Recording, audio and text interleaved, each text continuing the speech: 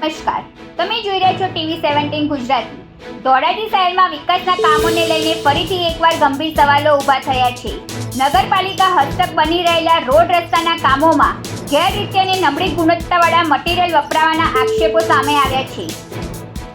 સ્થાનિકોના જણાવ્યા અનુસાર લાખો રૂપિયાના ખર્ચે બની રહેલા સિમેન્ટના રોડમાં લોકાર્પણ પહેલા જ તિરાડો પડવા લાગી છે, જેને લઈને લોકોમાં ભારે રોષ જોવા મળી રહ્યો છે। સ્થાનિકોનો આક્ષેપ છે કે રોડ નિર્માણમાં નીચી ગુણવત્તાનું મટીરીયલ વપરાતા વિકાસના કામોની ગુણવત્તા સામે મોટો સવાલ ઊભો થાય છે।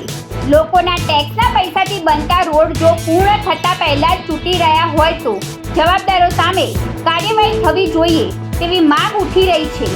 શહેર ભાજપ ઉપપ્રમુખ રાજુ બારદાએ જણાવ્યું કે રોડ બન્યાના થોડાક જ દિવસોમાં તિરાડો પડી ગઈ હોવાથી તંત્ર દ્વારા ગુણવત્તાની તપાસ કરી જવાબદારો સામે કાર્યવાહી કરવી જોઈએ।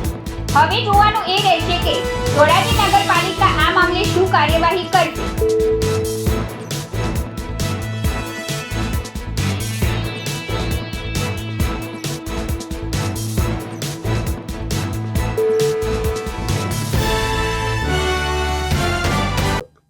રાજુ બાલદા, ઉપપ્રમુખ શ્રી, રાજકોટ જિલ્લા ભાજપ।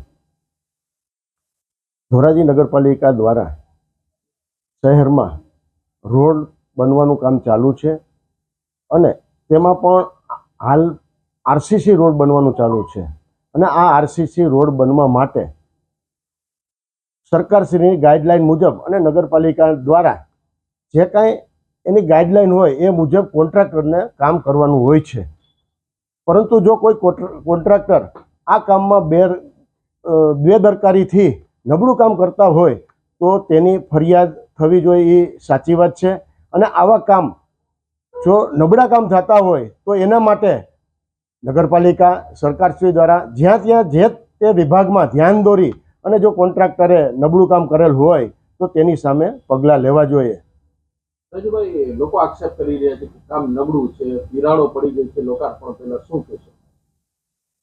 લોકોની ફરિયાદ જો સાચી હોય તો તેના માટે નગરપાલિકા દ્વારા અને જે તે વિભાગ દ્વારા સ્થળ ઉપર ચોકસાઈ કરી અને જો નબળું કામ હોય, તિરાડી પડી ગઈ હોય તો તેની સામે કડકમાં કડક પગલાં લઈ અને તે કામ સારી રીતે થાય તેવા માટે શાસક પક્ષ અને જે તે સરકારના વિભાગ દ્વારા કરવું જોઈએ।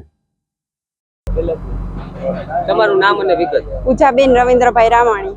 બેન, આજે વોર્ડ નંબર 8 ની અંદર સીસી રોડ નું કામગીરી થઈ છે, શું કહેશો? શું બાબતથી તમે લોકો ભેગા થયા?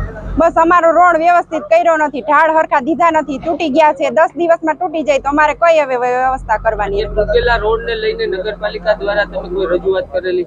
હા, પાડોશ વાળાએ બધાએ અરજી કરેલી છે પણ કોઈ પૂછવાય નથી આવ્યું કે કોઈ હજી એની તપાસ આવી જ નથી। એ લોકો એની મેળે વિડીયો ઉતારી ગયા પણ અમને કોઈ પૂછવા નથી આવ્યું। શું માંગ છે તમારી? અમારે તોડી નવેસરથી અમને રોડ કરી દે। આ બાબતથી ચીફ ઓફિસર અથવા કોઈ અધિકારી અહીંયા સર્વે માટે આવેલા?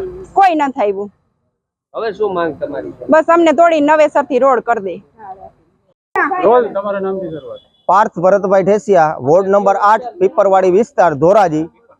અહીંયા અમારે રોડનું કામ ચાલુ છે, હજી હાલ પૂર્ણ થયેલ નથી। તેમ છતાં અમુક રસ્તો ખુલ્લો કરી દેવામાં આવેલો છે અને આ રોડના કામમાં એટલી તિરાડો પડેલી છે કે વાત જ ના પૂછો। રોડ બેસી ગયેલ છે, તિરાડો પડી ગયેલ છે, કુંડીના ઢાંકણા તૂટી ગયેલ છે।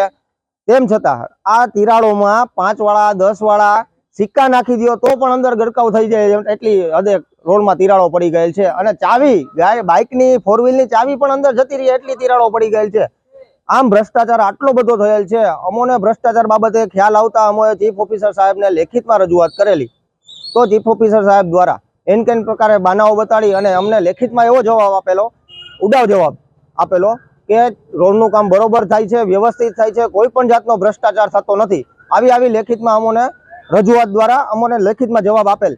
તેમ છતાં અહીંના કોન્ટ્રાક્ટર જે આ રોડનું કામ ચાલુ કરેલું છે, રોડ જે કોન્ટ્રાક્ટર દ્વારા કરવામાં આવેલ છે એ કોન્ટ્રાક્ટરના ઘર પાસે જઈને જોવામાં આવે તો પણ ત્યાં એટલી મોટી તિરાડો પડેલી છે। શું માંગ છે? માંગ અમારી એટલી જ છે કે આ રોડ વ્યવસ્થિત થાય, આ રોડનું કામ છે એ પૂરજોશમાં થાય, ઝડપથી થાય અને વ્યવસ્થિત થાય એવી અમારી માંગ છે। મારું નામ પાર્થ વઘાસિયા હે। વોર્ડ નંબર 8 માં જ્યાં સીસી રોડ નું કામ ચાલુ છે, જે 15 દિવસ નથી ત્યાં તો રોડમાં અત્યંત તિરાડો દેખાઈ રહી છે, જ્યાં નબળી ગુણવત્તાનો સિમેન્ટનો ઉપયોગ થઈ રહ્યો હોય. અમે લેખિત રજૂઆત ચીફ ઓફિસરને કરેલી હોય તો પણ તપાસ અધિકારી દ્વારા કોઈ પણ જાતની તપાસ કરવામાં આવેલ નથી અને નબળી ગુણવત્તાનું કામ પૂર્ણ કરી અને કોન્ટ્રાક્ટર નીકળી ગયેલ છે. હજી કામ આગળ પૂર્ણ નથી થયું ત્યાં પાછળ રોડ તૂટી ગયેલ હોય, જેની અમે રજૂઆત કરેલ હોય, પણ કોઈ સ્થાનિક અધિકારી કે કોઈ સ્થાનિક નેતા આ બાબતે ધ્યાન દેવા તૈયાર નથી. હાલ રોડની પરિસ્થિતિ એવી કહેવામાં આવે છે 15 દિવસ રોડમાં હજી તો કામ ચાલુ હોય ત્યાં પાછળ અત્યંત તિરાડો પડી ગઈ હોય, હાવ નબળી ગુણવત્તાનો રોડ બનેલો હોય છે.